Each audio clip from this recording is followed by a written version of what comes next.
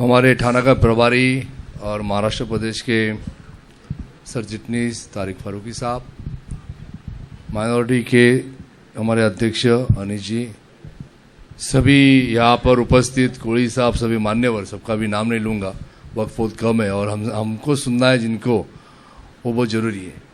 और इस प्रोग्राम का आयोजन जो हमारे दोस्तों ने किया, उसका नाम महमूद दलवी, जो अक्सर इस इलाके में लोगों को सही जगह, सही दिशा दिखाने के अनेक माध्यम होते हैं, उनमें से एक मुशायरा होता है।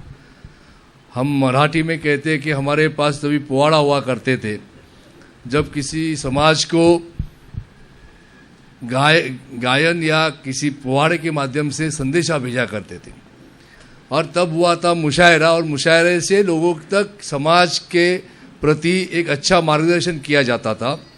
तारिक भाई ने जो कहा है वो हकीकत है। जिंदगी में सभी के ऐसे बादल, क्या बोलते हैं उसको, एक आंधी आ जाती है, हर एक के जीवन में आते हैं। अब ये तो पूरे भारत में एक ऐसी आंधी आई है, उसमें हमको डट के जीना है, और हम सब एक साथ जुड़ के अगर खड़े रहेंगे तो उनमें से कोई गिरेगा नहीं। तो आज के मुशायरे में बिल्कुल अच्छे अच्छे शायर यहाँ पर है, थोड़ी सी एक झलक यहाँ से इन्होंने भी सुना दी, सुनना तो मुझे भी है, और तारिक भाई भी यहाँ पर बहुत अच्छा वक्त देंगे। तो एक अच्छा मार्गदर्शन मुशायरे से होगा, और एक शायर जो लिखता है वो अपने दिल के अंदर की आवाज़ से लिखता है, वो आज के हालात के ऊपर लिखता है। हर हालात को शायर ने संभाला है, और इसी हालात को भी शायर संभालेगा।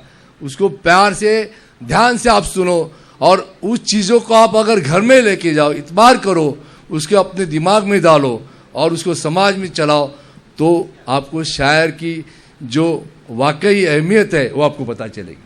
तो मैं ज़्यादा नहीं बोलते हुए महमूद जी को धन्यवाद कहूँगा। इस तरीके के प्रोग्राम आप लेते रहो।